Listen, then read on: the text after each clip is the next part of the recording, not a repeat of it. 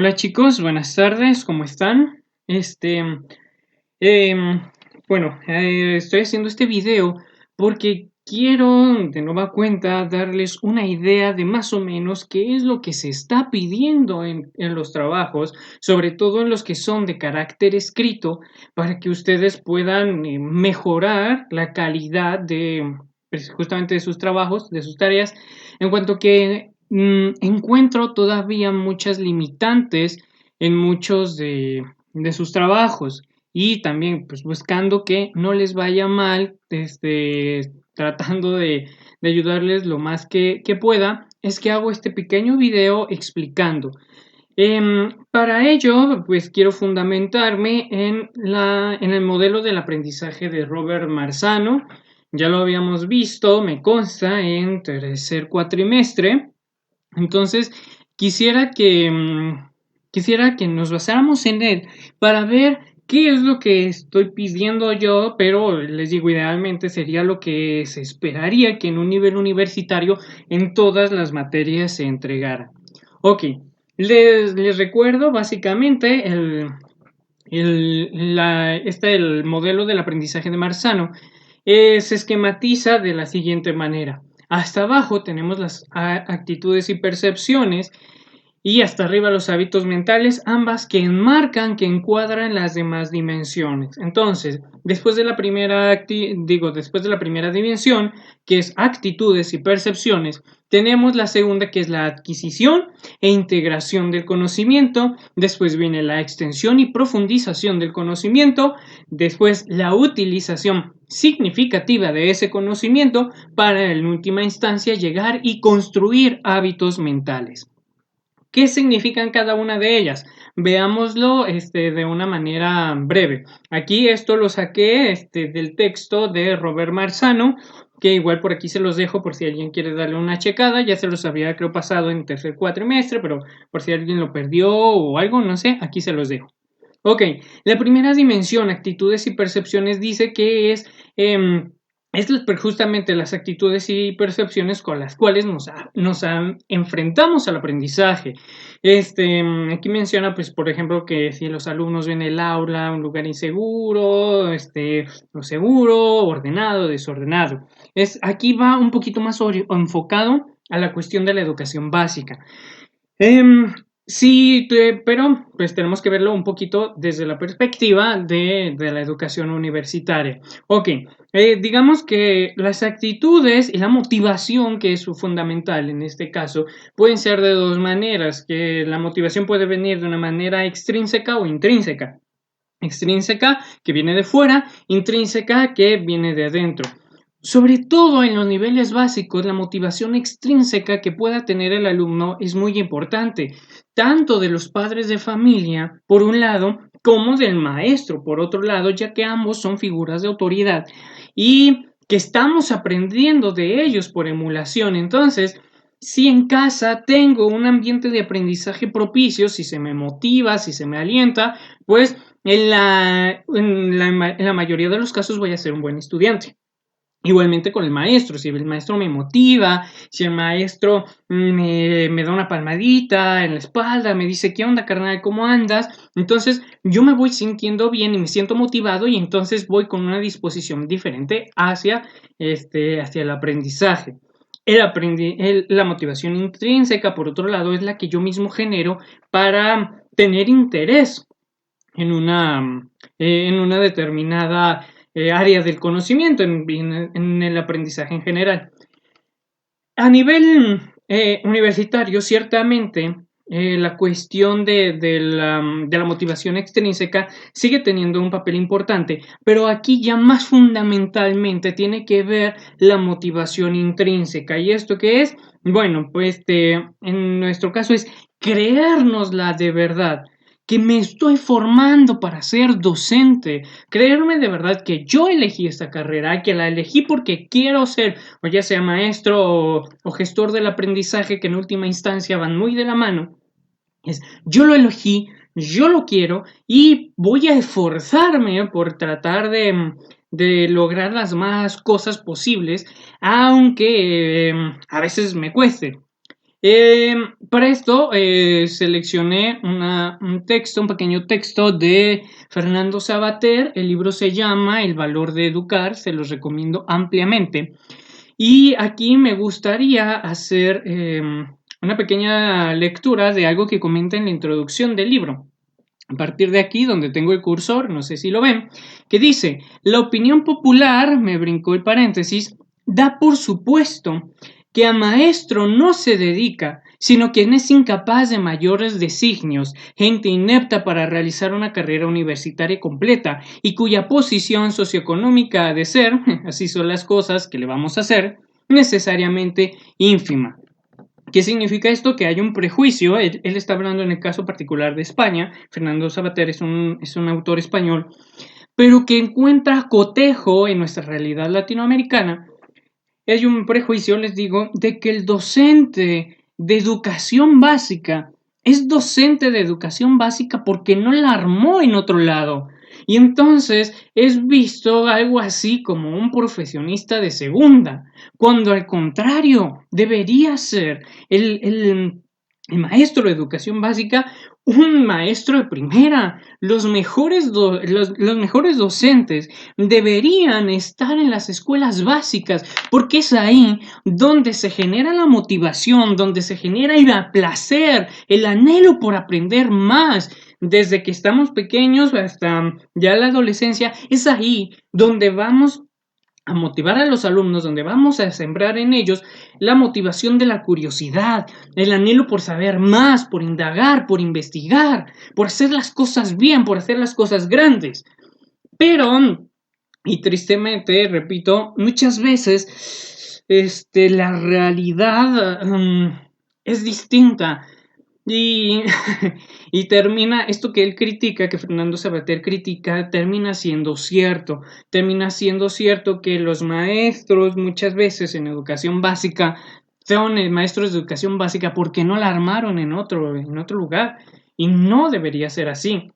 Más aquí abajito dice, y por ejemplo, cuando se debaten los presupuestos ministeriales, aunque de vez en cuando se habla retóricamente de dignificar el magisterio, las mayores inversiones se da por hecho que deben ser para la enseñanza superior, para la enseñanza universitaria, y aquí comenta con cierto, ¿cómo se dice?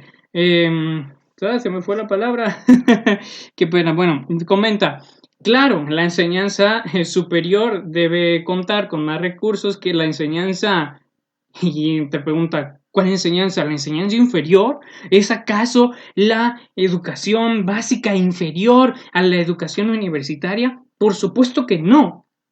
Y es ahí donde el compromiso, la pasión, y en este caso, por ejemplo, la vocación, me encanta esta palabra que aunque tiene cierto tinte religioso, no deja de ser me parece una bella metáfora acerca de lo que implica el quehacer docente. Es una vocación, es un ser llamados a, y en este caso es un ser llamados a trabajar con niños y adolescentes, que por supuesto no son cosas, que por supuesto no son meros números, que por supuesto no son meros objetos, sino que justamente son personas y que además voy a ayudarlas a humanizarse. ¿Por qué? Porque el ser humano no se agota en su biología. Nuestra constitución biológica nos permite el aprendizaje, ciertamente, pero no se limita a él. No, lo que nos hace humanos es la forma en la que entendemos cómo es el ser humano. Y esta forma en que se entiende qué es lo que es ser humano, no lo encontramos sino en la educación. Entonces estamos educando para crear en última instancia seres humanos. Estamos humanizando. De ahí que tenemos que creérnosla, debemos apasionarnos de verdad por la educación. Nuestro país ciertamente tiene un grave rezago en lo que a educación básica compete. Y, o sea, nosotros en serio como maestros no podemos permitirlo, pero para eso debemos creérnosla en este momento de que me estoy formando, de que me siento llamado a formar pequeños seres humanos, que después serán, digámoslo así, los seres humanos completamente, pero que yo estoy en el lugar de formarlos, de abrirlos a ese increíble mundo que es el mundo del conocimiento. Pero si yo no lo tengo, pero si yo no se los, si yo, nadie dice el dicho, nadie puede dar lo que no tiene. Si yo no me siento apasionado por el conocimiento, ¿cómo espero que mis alumnos se apasionen por él? Y ahí sí necesitamos, repito, creérnosla, motivarnos a nosotros mismos de carajo, estoy estudiando para ser maestro y quiero ser el mejor maestro que pueda ser. Y debo, ¿sabes?, sacar la casta, debo esforzarme lo más que puedo por intentar ser el mejor maestro que puedo ser. Entonces ahí sí, chicos, yo sé que ustedes pueden, pero tienen que creérsela que ya están en la universidad y no solo eso, sino que se están formando para ser maestros que en última instancia van a formar seres humanos. Entonces no permitamos, sí, que este prejuicio de que en educación básica solo están los, digámoslo así, los maestros de segunda, de los maestros las personas que no la armaron en otra profesión y que entonces, como no la armaron en otro lugar, se fueron ahí. Demostremos que estamos ahí porque estamos convencidos de que nuestra labor es importante y quizás es una de las más importantes porque la educación básica es la que ayuda a conformar seres humanos. Termino con esto que dice aquí, dice que si que quien asume que los maestros son algo así como una especie de fracasados, deberían concluir entonces que la sociedad democrática en la que vivimos es también un fracaso. ¿Por qué? Pues porque la sociedad democrática, como va a decir más adelante, no me acuerdo si es en este libro, en el de Ética para Amador, que también se los recomiendo mucho, pero va a decir que si en una democracia ¿cómo se dice? Todos deben ser educados, todos los ciudadanos deben ser educados como si fueran príncipes. ¿Por qué? Por el simple hecho de que todos deben estar capacitados para la vida pública, todos deben estar capacitados en última instancia para gobernar, porque la educación en una democracia implica que todos tienen voz y voto, y si todos tienen voz y voto, todos deberían tener una educación de calidad. Entonces, no basta, y es una ofensa esto de que consideramos que los maestros de educación básica son fracasados. No, debemos ser los maestros que de veras se ponen la camiseta y que se ponen y enfrentan a todo este sistema que la verdad en nuestro país tristemente es una mierda, sí, pero que nos oponemos a ello y repito, nos ponemos la camiseta y nos comprometemos más que con una profesión, con una vocación. Muy bien. Dicho esto, continuamos con la siguiente dimensión, que ya es la adquisición e integración del conocimiento. Ok, ¿qué es esto? Bueno, es adquirir nuevo conocimiento de lo que ya tenía. Uno nunca se enfrenta a un conocimiento, digamos, en blanco. Uno siempre tiene alguna noción y pero a veces esas nociones que uno tiene son bastante rudimentarias y poco a poco vamos aprendiendo a adquirir nuevo conocimiento. En la educación básica, especialmente primaria, pues es un poco light, ciertamente conforme va pasando el tiempo se va volviendo más específica, hasta que, por ejemplo, ya en la universidad, en la secundaria, ya nos dan conocimientos muy específicos, pero siempre en continuo, en estos pasos, cada vez un poco más arriba, de tal manera que, por ejemplo, ya en la secundaria, cada una de las asignaturas tiene un docente especializado porque ya el conocimiento se va especializando un poco más. Entonces, ¿cómo se adquiere el conocimiento? Pues estando en clases, viendo una película, viendo una serie, viendo un documental, pero, y esto es algo que a mí me gusta mucho, es también leyendo. Si se acuerdan, Paulo Freire en una de sus cartas a quien pretende enseñar menciona esto, que para leer el mundo necesitamos leer el texto, porque si no leemos el texto, si no ampliamos nuestros paradigmas de interpretación, la manera en la que vamos a entender el mundo va a ser muy pobre y va a ser muy limitada, y un maestro no se puede dar ese lujo, ¿sale? Entonces, Nosotros, sobre todo ya como universitarios, en la lectura debemos adquirir e integrar nuevo conocimiento. Debo procurar ya referirme a textos especializados. No sé, si me gusta mucho la propuesta pedagógica de Montessori, pues me consigo sus libros, aunque sea, me los consigo ahí pirata en PDF, me lo descargo y me lo leo.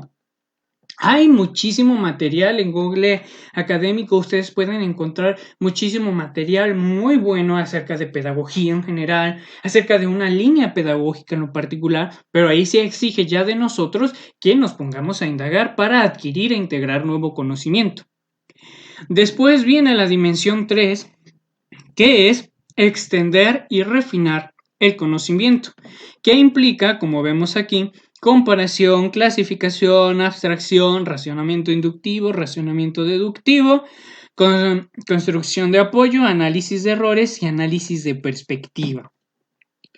En la educación básica, estos pasos, digamos que yo los voy guiando poco a poco. Sí, primero los enseño cómo adquirir conocimiento. Ejemplo, yo sí en educación básica, primaria y secundaria, si yo dejo un cuestionario, lo dejo con la idea de que de que ellos, o sea, no me importa ahí sí que me copien de una lectura las respuestas a esas preguntas, porque lo que me interesa ahí es que adquieran nuevo conocimiento y en este caso que aprendan, por ejemplo, a identificar dónde está la información más relevante de un texto.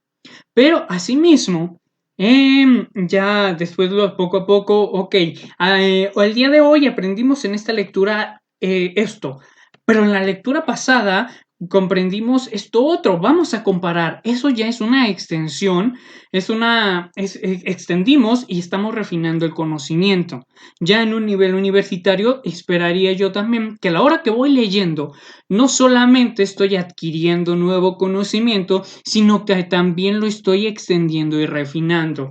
¿Cómo? Haciendo comparaciones, no sé, estoy leyendo ahorita los objetivos que es el trabajo que dejé en este momento, no la primera pregunta del cuestionario de esta semana, dice que ¿cuáles considerarías que son en primera instancia los objetivos de la asignatura de historia en la educación básica? Y entonces los voy leyendo y no sé, me acuerdo que como ya llevé didáctica de las matemáticas, didáctica de la ciencia, no digo de didáctica del lenguaje, no secreta didáctica, me voy recordando y si no me acuerdo, ahí tengo el libro de aprendizajes clave, me voy un poquito para atrás y consulto, y consulto los objetivos de ya y entonces empiezo a comparar y ya empiezo, ok, creo que la construcción de los objetivos va por este lado. Me acuerdo, y esto me suena a la teoría constructivista de Piaget. Entonces, yo supongo que entonces la cosa va por ahí. Perfecto. Y entonces voy comparando y clasificando y abstrayendo, voy identificando dónde está el meollo, dónde están las ideas principales del texto, pero a la vez voy haciendo esta operación mental de comparar, clasificar, abstraer. ¿Sale? Entonces son procesos que sí, a la hora de analizarlos y a la hora que los vas aprendiendo, primero va un paso y después va el otro. Estos dos pasos, una vez terminada la educación básica, esperaría que ya se dominen para poco a poco ir ingresando, por ejemplo, ya que llegó el bachillerato, a la dimensión 4, que es el uso significativo del conocimiento y que es lo que yo ya espero que ustedes reflejen en los textos que les dejo redactar. ¿A qué se refiere con este uso significativo del conocimiento? A que yo ya tomo decisiones respecto a ese conocimiento, ya soluciono problemas, ya investigo, ya indago, ya analizo, ya como por ejemplo en este caso toma de decisiones. la primera pregunta, se habla otra vez acerca de los objetivos. Entonces, yo a la hora que estoy leyendo, estoy adquiriendo un nuevo conocimiento, pero también estoy comparándolo con otro conocimiento previo que ya tengo porque ya cursé, en este caso específico, otros 5 cuatrimestres de la licenciatura en pedagogía, y entonces ya tengo un conocimiento previo que me permite no solamente adquirir, sino comparar, y después aquí yo tengo que tomar una decisión. ¿Cuáles considero que son, en última instancia, los principales objetivos que persigue la enseñanza de la historia en nuestro país? Y entonces ya yo empiezo a explicarlo. De acuerdo, sí, a lo que yo considero, pero fundamentado. Y eso es a lo que vamos a ir ahorita. Para una vez que yo domino esto, poco a poco, ya les digo, yo esperaría que se conforme este último paso, esta última dimensión, la dimensión 4, en el bachillerato, para que ya llegado a la universidad, ya todo este proceso yo ya lo voy poco a poco internalizando en hábitos mentales, y es entonces cuando yo puedo tener verdaderamente pensamiento crítico, verdaderamente pensamiento creativo.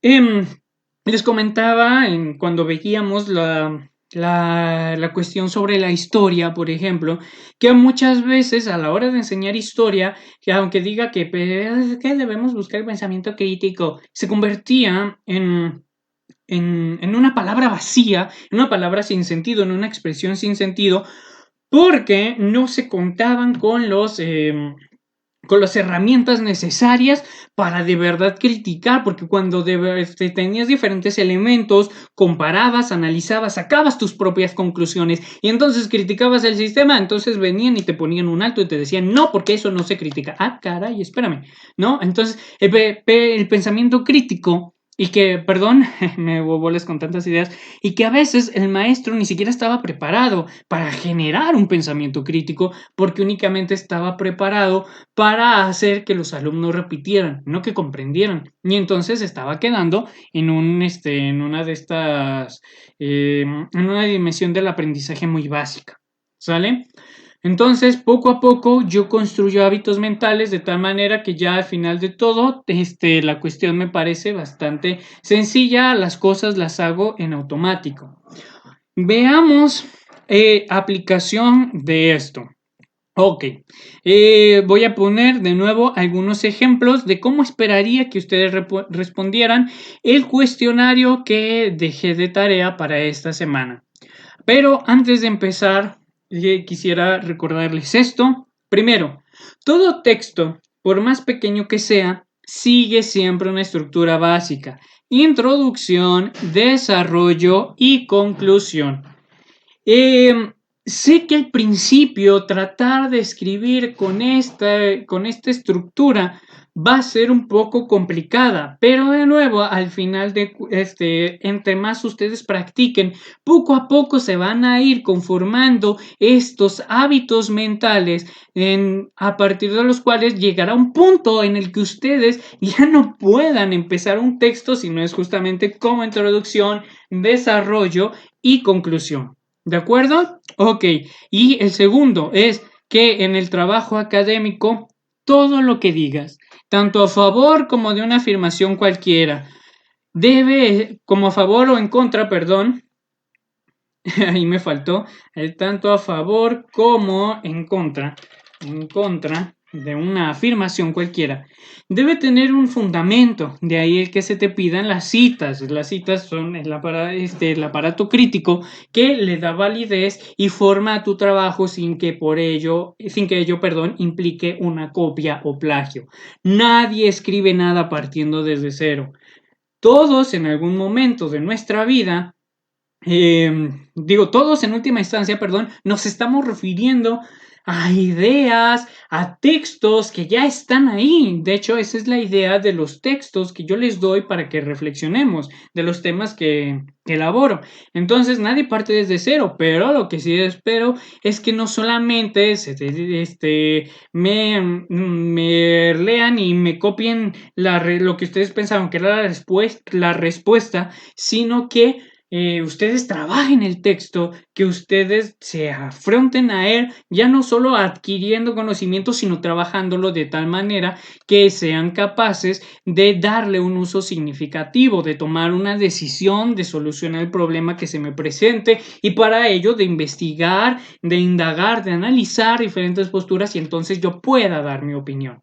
Ok, vamos a ver entonces cómo se aterrizaría esto en la tarea.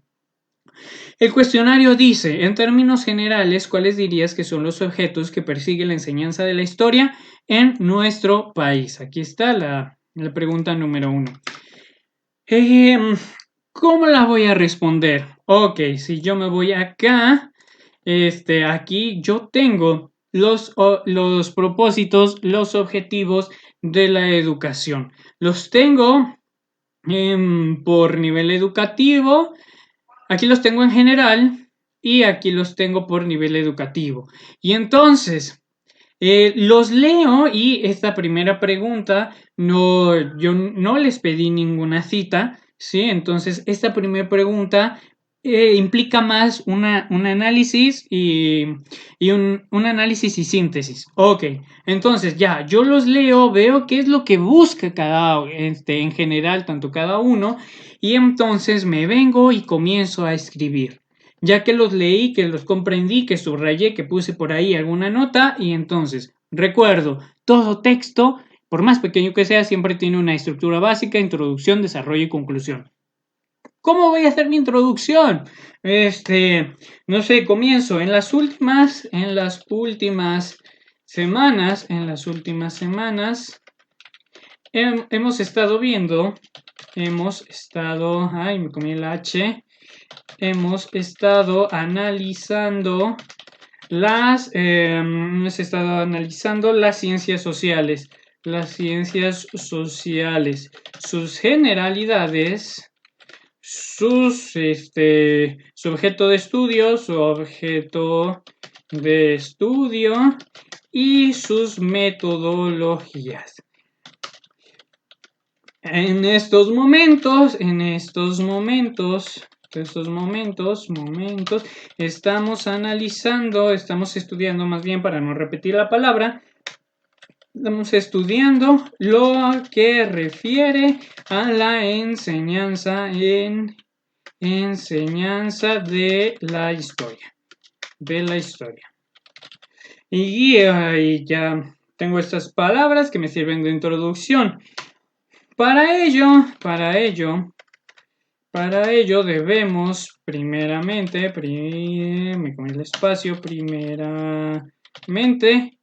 señalar cuáles son, con acento, cuáles son sus objetivos o propósitos tácitos, explícitos. De ahí que para ello nos refiramos al libro base de la educación básica y en cursivas, porque es nombre del libro, aprendizajes clave. Muy bien. Y ya introduje. Y entonces aquí yo voy a seguir con el desarrollo. Una vez que he leído, o que se han leído, tales objetivos, puedo decir, me comí la O, tales objetivos, puedo decir que, y aquí yo voy a expresar cuáles me parecen que en última instancia son los objetivos que busca la educación básica en la materia de historia y voy a argumentar por qué considero eso. Considero que busca primeramente, y ahí sigo, busca esto y esto y esto. ¿Por qué? Por esto y por esto. Ya si quiero meter ahí alguna cita está perfecto. En la pregunta 1 no se las pedí, pero si ustedes quieren hacerlo, está perfecto. Ok, volvamos acá atrás a la cuestión de de la extensión y refinación del conocimiento. Les repito, me recordó uno de los objetivos, me recordó a Vygotsky, me recordó a Piaget, me recordó a no sé quién. Aquí lo puedo comentar. Puedo ver también que los objetivos están muy relacionados con que los objetivos están muy relacionados con la teoría constructivista de Piaget. Con Piaget. Puedo ver que los objetivos están muy relacionados una vez que los expliqué y expliqué por qué considero que esos son los objetivos principales y se me ocurrió que se relacionaban con la teoría constructivista de Piaget. Lo pongo, pero también expongo por qué me parece así y ya no solamente estoy haciendo esto, estoy adquiriendo conocimiento, extendiendo y refinando ese conocimiento y además le estoy dando un uso significativo porque ya no solo me quedé con eso, sino que ya elegí cuáles en última instancia analicé y sinteticé cuáles son los objetivos principales de la educación en materia de historia, tomé una decisión y además hice una pequeña investigación sobre los conceptos de Piaget que lo vi en la materia de pedagogía 4 o qué sé yo, o en alguna otra materia y me llamó la atención y entonces por eso lo puedo comparar. De ahí que, por ejemplo, insiste mucho en esto. Guarden todo el material bibliográfico que les demos los maestros en las diferentes asignaturas, porque eso va haciendo que se construya de manera adecuada, que vayamos construyendo de manera adecuada un conocimiento y que vayamos teniendo herramientas diferentes para generar un análisis, para generar comparaciones, para generar investigaciones y entonces yo pueda ir poco a poco configurando de una mejor manera y más sólida un discurso, un pequeño texto, ¿sale? Y entonces, volviendo a nuestro ejemplo, puedo ver también que los objetivos están muy relacionados con la teoría constructivista de Piaget y aquí yo pongo por qué. Esto, por esto y por esto y por esto y por esto. Y ahora acabamos de ver el primer texto cuando nos referimos a la historia que pues sí, en general pretenden un conocimiento crítico y no sé qué. Aquí lo puedo poner. Visto esto, como a manera de conclusión, visto esto, me gustaría que estos objetivos que me parecen acertados, realmente se llevaran a la práctica, puesto que muchas veces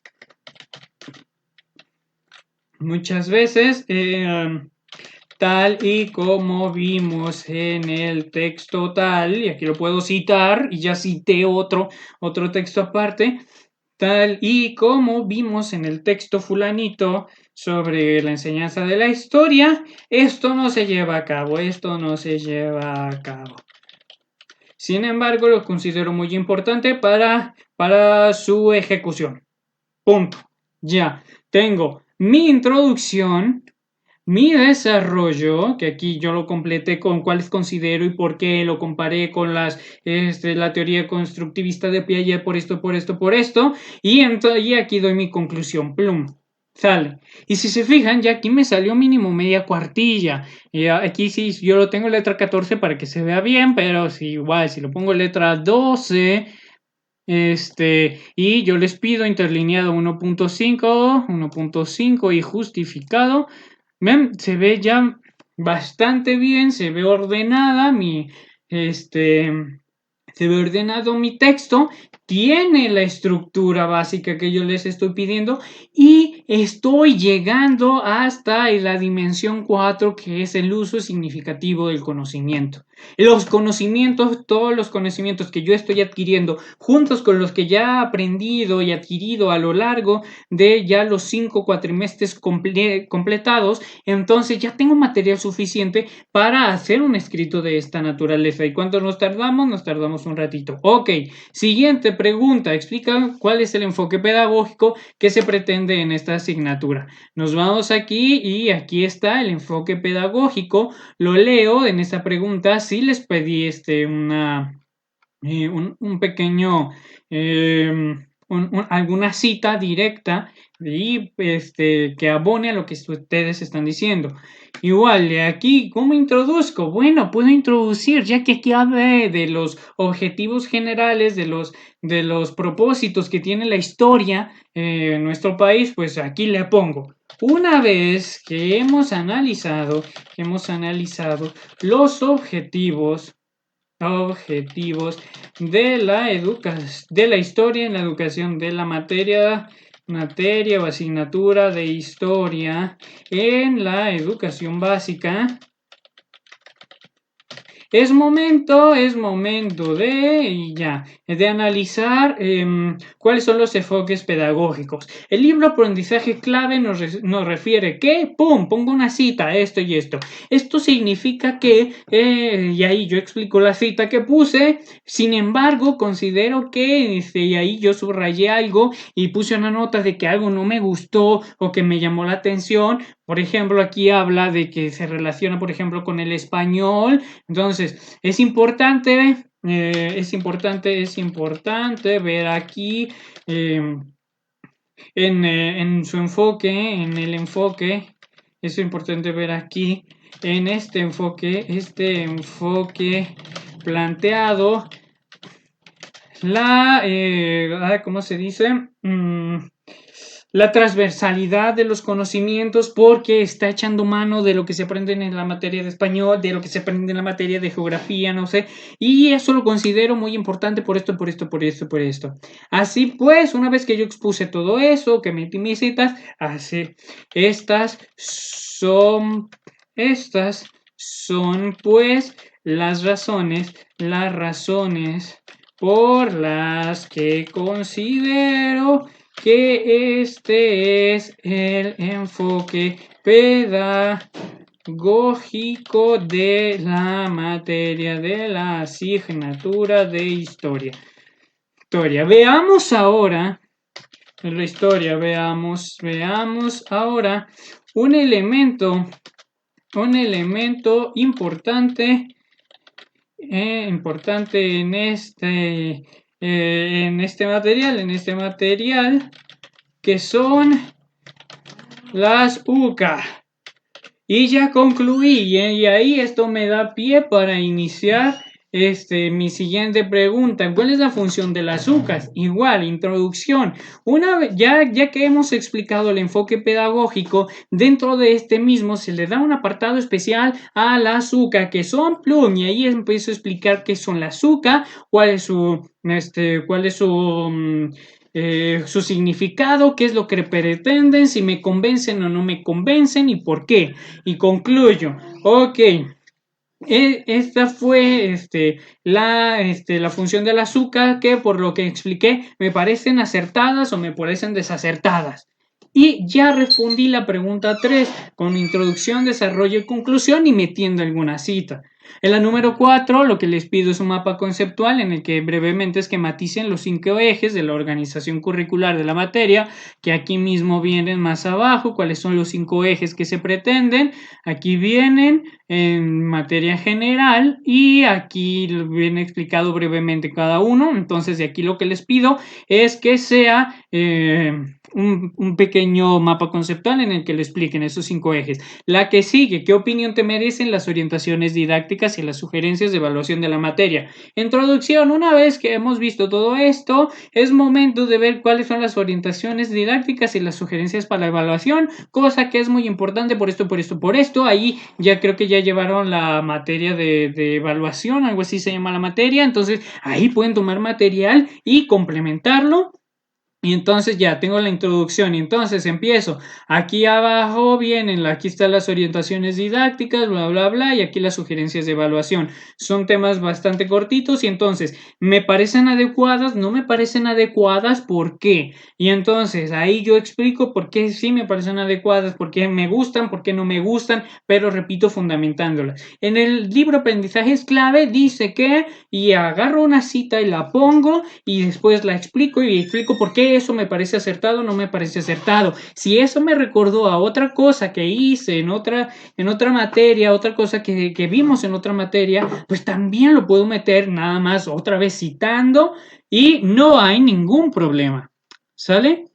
Entonces, eso es básicamente lo que les estoy pidiendo que hagan en este trabajo, pero en cualquier trabajo escrito. Siempre, ya no solamente es de yo hice una pregunta, ay, aquí se me hace que está la respuesta, lo subrayo, lo copio y lo pego. No, yo ya estoy esperando que ustedes trabajen el texto, que no se queden únicamente con la cuestión de dónde está la información importante, sino que trabajen esa información importante, la afinen, la comparen y ustedes generen nuevas ideas. Y por supuesto, nunca dejen de poner, insisto, la bibliografía al final. A la hora de que yo hago una cita, pues pongo ahí la cita, se la señalo y pongo la bibliografía. En este caso, pues yo utilizo el libro de Marzano y el libro de Fernando Sabater.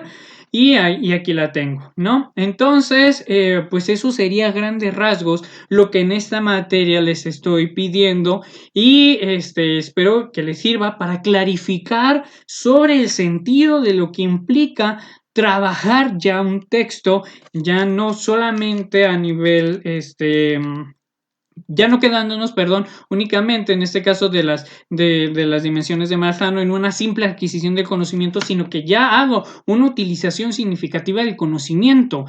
Ya tomo una posición respecto de eso que estoy aprendiendo, porque ustedes ya tienen elementos, repito, de al menos 5 cuatrimestres atrás para hacer una comparación de elementos en el texto que yo les estoy dejando que se enfrenten. Así, si yo te pido, no sé, hazme un reporte de lectura o qué sé yo, ya no espero en que, ay, el autor dice esto y esto y ya. No, ¿por qué? ¿Por qué dice lo que dice? ¿Por qué crees tú que lo dijo? ¿Cuándo lo dijo? ¿Cómo lo dijo? ¿Por qué lo dijo? Si lo comparas con Piaget, si lo comparas con Vygotsky, si lo comparas con Freire, ¿qué te dicen a ti? ¿Te gusta lo que te dice? ¿No te gusta? ¿Estás de acuerdo? ¿No estás de acuerdo? ¿Pero por qué? Siempre fundamentando por qué y siempre dando referencias bibliográficas porque, repito, eso le da un carácter de profesionalismo a sus trabajos. Espero que este pequeño video les sea de utilidad. Cualquier cosa, no duden por favor en contactarme y espero que la cuestión haya quedado un poquito más clara. Que tengan bonita tarde. Hasta luego.